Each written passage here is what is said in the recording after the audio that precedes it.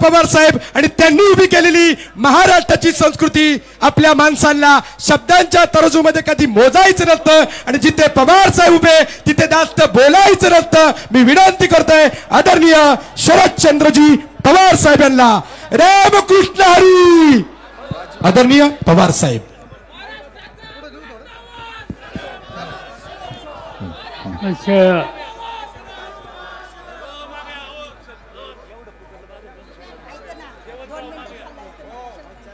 आपल्या सगळ्यांचे सहकारी जगन्नाथ सेवाळे, प्रकाश म्हस्के, काँग्रेस पक्ष, राष्ट्रवादी काँग्रेस पक्ष, उद्धव ठाकरेंच्या नेतृत्वाखालचा शिवसेना, शेतकरी कामगार पक्ष या सगळ्यांच्या वतीनं या मतदारसंघामध्ये निवडणूक लढवणारे आपल्या सगळ्यांचे उमेदवार सत्यशील शेरकर, किशोरशेठ दांगट, श्री तुषार थोरात, बाजीराव शेरसांगड, शरदराव लेंडे, माऊली खंडागळे, माजी आमदार दिलीपराव धोंडे, अनिल तात्या मेहर, दिलीपराव पावनेर, अनिलराव चौगुले, व्यासपीठाचे सगळे मान्यवर, काँग्रेस पक्ष, शिवसेना, राष्ट्रवादी काँग्रेस पक्ष या सगळ्यांचे नेते आणि सहकारी, विविध संस्थांचे पदाधिकारी आणि मोठ्या संख्येने उपस्थित असलेले आपण बंधू भगिनींनो, निवडणुकीच्या निमित्ताने आज मी पुन्हा आपल्याकडे आलो। एक महिना दीड महिन्याच्या पूर्वी मला मुक्कामी होताना दौरा इथे झाला, काही फसलांची माहिती घेतली। राज्याचे लोकसभेचे सभासद डॉक्टर कोल्हे हेही माझ्यावर होते आणि त्यानंतर पुन्हा विधानसभेच्या निवडणुकीच्या निमित्तानं तुमच्याशी बोलावं यासाठी मी आले। गेले काही दिवस महाराष्ट्राच्या कानाकोपऱ्यात फिरण्याचा प्रयत्न मी करतो आणि सगळे माझे दौरे शेवटचा तालुका जिल्हा चंद्रपूर तिथपासून सुरू झाला। नागपूरला आलो, नागपूरला काही दिवस घालवले, नागपूरला नांदेडला गेलो, वर्ध्याला गेलो,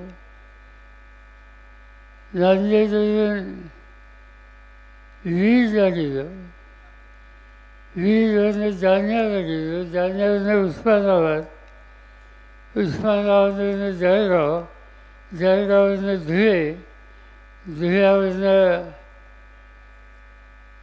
शेजारचा तालुका जिल्हा नाशिक आणि नाशिकवरून आज या ठिकाणी मी आलेलो आहे। महाराष्ट्राच्या अनेक अंशामध्ये एक भूमिका मांडण्याचा प्रयत्न करतो आहे, कारण देशाची लोकसभेची निवडणूक झाली।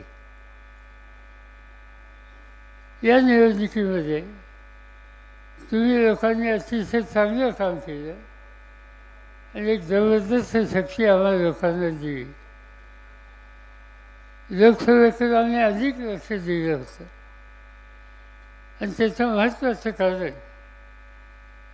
आज या देशाचा कारभार ज्यांच्या हातात आहे, नरेंद्र मोदी, त्यांनी एक वेगळी भूमिका निवडणुकीच्या निमित्ताने घेतली होती। आज देशाच्या लोकसभेचे एकंदर सभासद 540-45 याच्या आसपास आहेत देशाचा कारभार चालवायचा असेल, संसदेमध्ये बहुमत हवं असेल, तर 300 खासदार असले त्याची गरज भागते. मला आठवते नरसिंहरावांच्या नेतृत्वाखालचं सरकार होतं. त्या सरकारमध्ये मी संरक्षण खात्याचा मंत्री होतो आणि तेव्हा आमच्याकडं एकंदर खासदारांची संख्या 250-300च्या आसपास होती. तरी 5 वर्ष आम्ही लोक देशाचा कारभार करू शकलो. आणि हा अनुभव असताना आज मोदी साहेब सगळीकडे जातात आणि मला 400 खासदार निवडून द्या ही विनंती करतात. कशासाठी 400? आम्ही विचार करत होतो. नंतर आमच्या लक्षात काही गोष्टी आल्या. त्यांच्या डोक्यामध्ये डॉक्टर बाबासाहेब आंबेडकरांनी या देशाच्या जनतेला घटना दिली. त्या संविधानात बदल करायचा असेल तर अधिक खासदारांची गरज भागते. आज तो विषय नसताना पुन्हा 400 हा आकडा आम्हा सगळ्यांच्या समोर देशासमोर मांडण्याचं काम मोदी साहेब करतात. याचा अर्थ त्यांच्या मनामध्ये काहीतरी दुसरी कल्पना आहे आणि ती कल्पना तुम्हा माझ्या सगळ्यांच्या हिताची नव्हती. आम्ही त्याला उत्तर द्यायचं ठरवलं. हे काम एकटा दुसरा कुणी करू शकत नाही. आम्ही दिल्लीमध्ये बसून काही लोकांना एकत्र केलं. सोनिया गांधींना घेतलं, राहुल गांधींना घेतलं. मी स्वतः त्याच्यात होतो. बिहारचे मुख्यमंत्री नितीश कुमार यांना विनंती केली. दिल्लीचे मुख्यमंत्री अरविंद केजरीवाल यांनाही घेतलं. खाली कर्नाटकचे मुख्यमंत्री होते, तामिळनाडूचे मुख्यमंत्री होते, केरळचे मुख्यमंत्री होते, अनेक पक्षांचे नेतेसुद्धा होते. आणि आम्ही सगळ्यांनी मिळून एक नवीन संघटन केलं. त्याचं नाव इंडिया, देश म्हणून. आणि आम्ही हा निकाल घेतला की देशाच्या कानाकोपऱ्यात जाऊ आणि लोकांना सांगू, तुम्हाला या देशाची घटना शिकवायची असेल तर 400चा आग्रह करणाऱ्या लोकांना त्या 411पासून तुम्ही दूर ठेवलं पाहिजे. आणि आम्ही देशात फिरलो, महाराष्ट्रात फिरलो, तुमच्या गावात आलो. आणि मला आनंद आणि तुमचा अभिमान आहे की पुणे जिल्ह्यामध्ये तुम्ही या दोन्ही जागा ज्या आम्ही इथं लढत होतो त्या मोठ्या मतांनी तुम्ही विजयी केला. डॉक्टर अमोल कोल्हेंना विजयी केलं. बारामती मतदारसंघामध्ये सुप्रिया सुळे यांना आपण निवडून दिलं. आणि हे फक्त इथं नाही, महाराष्ट्रामध्ये 48 जागा आहेत खासदारकीच्या. गेल्या निवडणुकीमध्ये काँग्रेसची 1 जागा आणि राष्ट्रवादीचे 4 जागा, इतक्या कमी जागा आमच्याकडे होत्या. पण या निवडणुकीमध्ये 48 पैकी 30-31 जागा तुम्ही लोकांनी निवडून दिल्या आणि एक जबरदस्त शक्ती आम्हाला लोकांच्या हातावर दिली. आणि त्याचा परिणाम झाला. मोदी साहेबांना घटना दुरुस्तीचं काम त्यांच्या डोक्यात होतं, ते करता आलं नाही. या देशाची संवेदन आपण लोकांनी त्याचं व्यक्त केलं आहे. आज निवडणूक विधानसभेची आहे. 2 वर्ष तर सोडली तर गेली 10 वर्ष या निवडणुकीमध्ये महाराष्ट्राची सत्ता भाजपवाली आणि त्यांच्या मित्रांच्या हातात. म्हणजे 2 वर्ष कोविडचा काळ होता. त्या काळात उद्धव ठाकरे आणि आम्ही लोक एकत्र आलो, सरकार बनवलं आणि महाराष्ट्राचा कारभार योग्य दिशेला जाईल याची आम्ही लोकांनी काळजी घेतली. दुर्दैवाने आमच्यातल्या काही लोकांनी वेगळी भूमिका घेतली. आज महाराष्ट्राचे मुख्यमंत्री आहेत, एकनाथ शिंदे त्यांचं नाव आहे. ते अनेक वर्ष शिवसेनेचे सहकारी होते आणि एक दिवशी त्यांनी 30-40 खासदार आमदार एकत्र केले आणि थेट बहुतेला आसाममध्ये गेले आणि नंतर राज्याची सत्ता हातामध्ये घेण्याची भूमिका घेतली. मुख्यमंत्री झाले. काही दिवसांनी अजित पवार त्याच्यात सहभागी झाले. त्यांनी 35-40 आमदार घेतले आणि उद्धव ठाकरेंचं सरकार सत्तेपासून दूर झालं. आज सत्ता या लोकांच्या हातात आहे. अशी गमतीची गोष्ट आहे. काही लोक असे आहेत की त्यांना सगळं झालं. शिंदेचं सांगायचं झालं तर आजचे मुख्यमंत्री देवेंद्र फडणवीसचं सरकार होतं त्या 5 वर्षाच्या काळात शिवसेनेच्या वतीनं तिथं मंत्री होते. उद्धव ठाकरेंच्या मंत्रिमंडळामध्ये मंत्री होते. नंतर स्वतः मुख्यमंत्री झाले. मंत्रीपद राहिलं. कोणत्याही मार्गाने सत्ता हातामध्ये ठेवायची एवढं एकच काम या लोकांनी केलं. आज बहुमत त्यांच्याकडे आहे. पण निवडणुका आल्या आणि निवडणुकीमध्ये शेवटी बहुमताचा निर्णय तो कुणाच्या हातामध्ये ठेवायचा हा तुमच्या हातात आहे आणि ते काम उद्याच्या 20 तारखेला तुम्हाला लोकांना करायचं. आज त्यांच्या लक्षामध्ये आलं की लोकसभेमध्ये त्यांना धक्का बसला आणि म्हणून त्यांनी काही नवीन कार्यक्रम हातामध्ये घेतला. पहिला कार्यक्रम त्यांनी घेतला माझी लाडकी बहीण. बहिणीच्या संबंधी आदर व्यक्त केला. माझी काही तक्रार नाही, जरूर करा. पण आज गरज कशाची? लाडक्या बहिणीच्या आदराची तिला 110 काय त्यांनी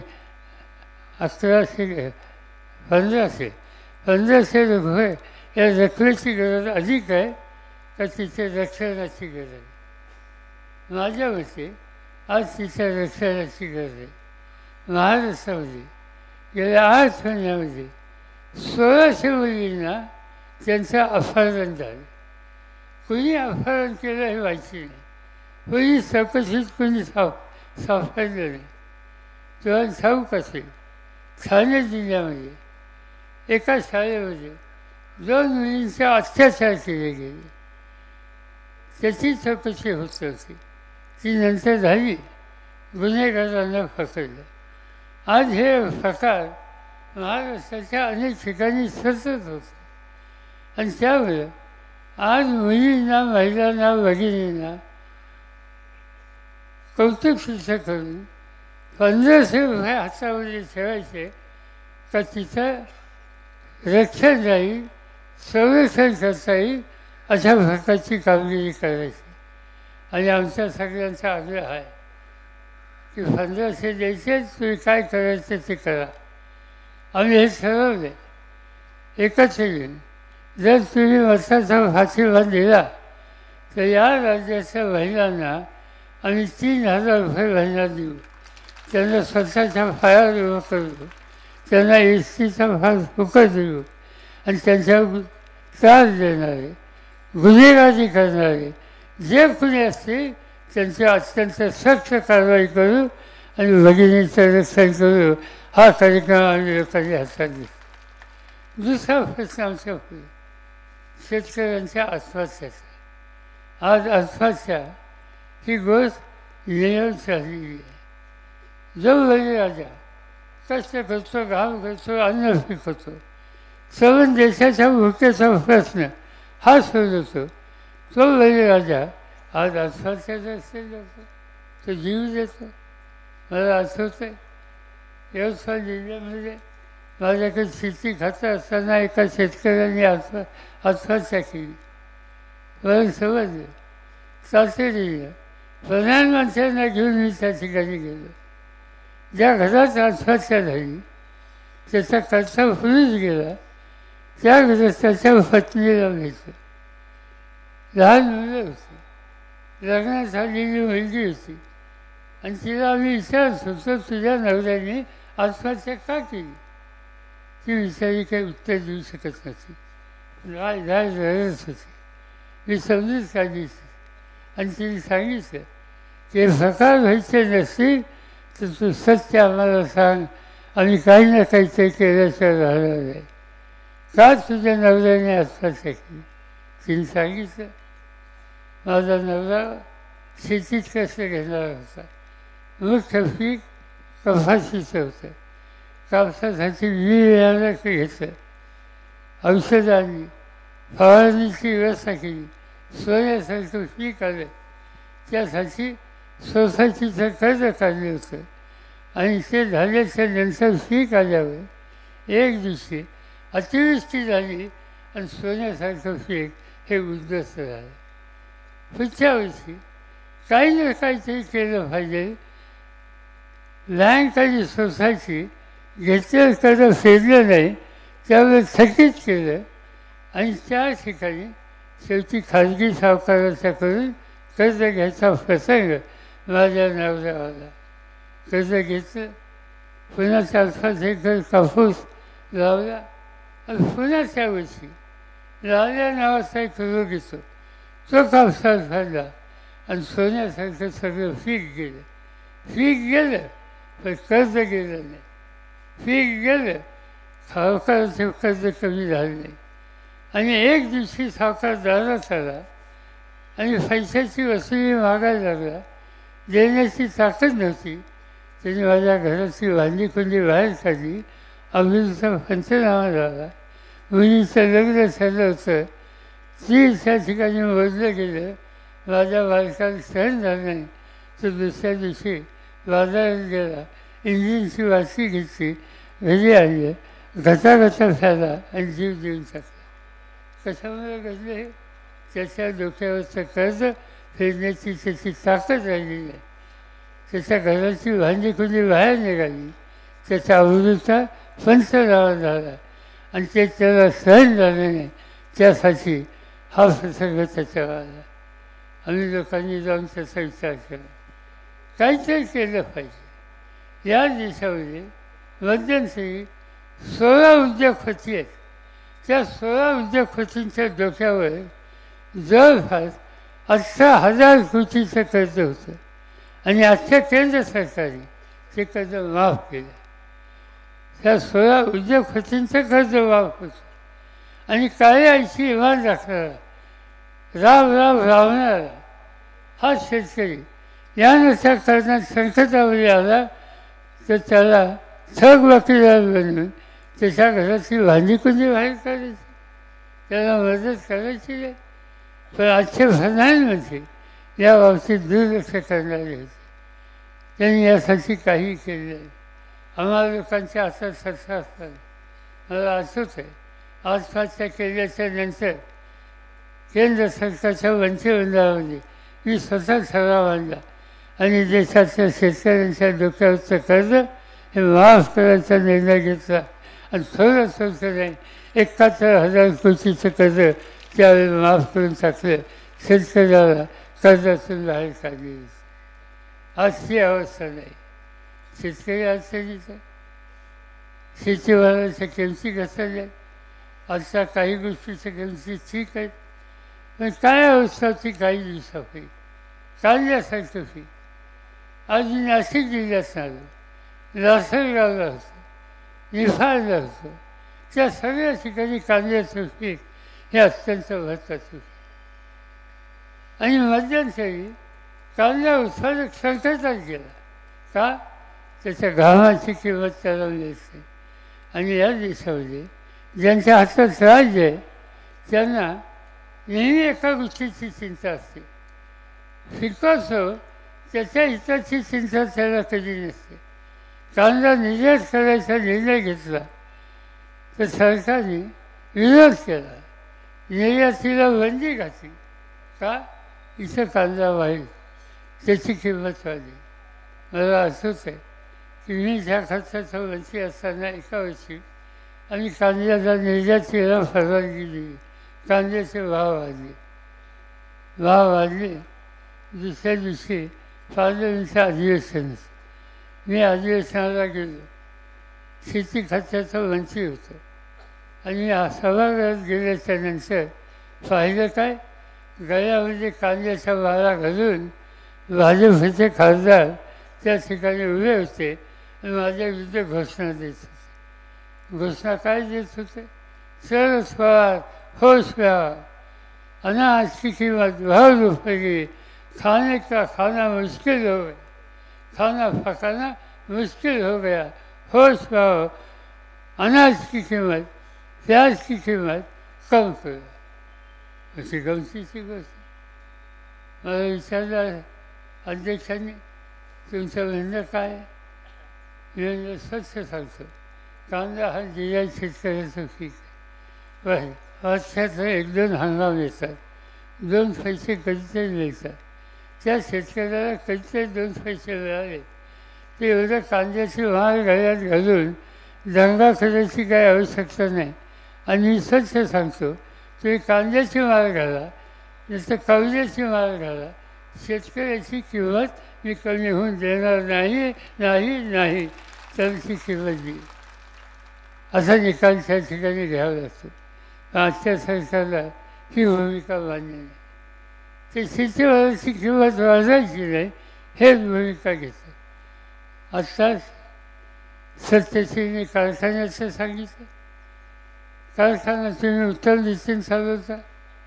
देशाच्या साखर धंद्यावर माझं अधिक लक्ष अनेक वर्षापासून होतं. या देशामध्ये साखर धंद्यामध्ये संशोधन करणारी जी वसंतदादा संस्था आहे त्याचा मी अध्यक्ष आहे.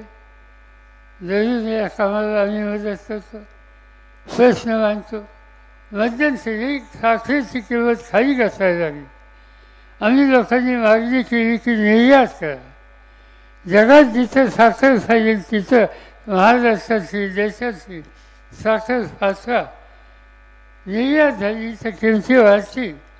किमती वाढल्या तर ऊसाची किंमत वाढेल आणि ऊसाची किंमत वाढली तर शेतकऱ्याचा संसार फिरेल. आणि त्यासाठी हे केलं पाहिजे. मोदी साहेबांनी विरोध केला, निर्यातीवर बंदी घातली आणि ऊस उत्पादकांच्या संसाराला एक प्रकारचा अडथळा निर्माण. अशा कितीतरी गोष्टी आहेत. त्या गोष्टी एवढंच सांगतात, आजचे राज्यकर्ते शेतकऱ्याच्या हिताची जपणूक करतात असं दिसत नाही. आणि जो शेतकऱ्यांच्या हिताची जपणूक करत नाही त्याच्या हातात आम्ही सत्ता देणार नाही. त्याचा पराभव करू आणि ती भूमिका या निवडणुकीमध्ये आपल्या सगळ्यांच्यासाठी आहे. आणि त्यासाठी या ठिकाणी सत्यशीलची उमेदवारी दिली.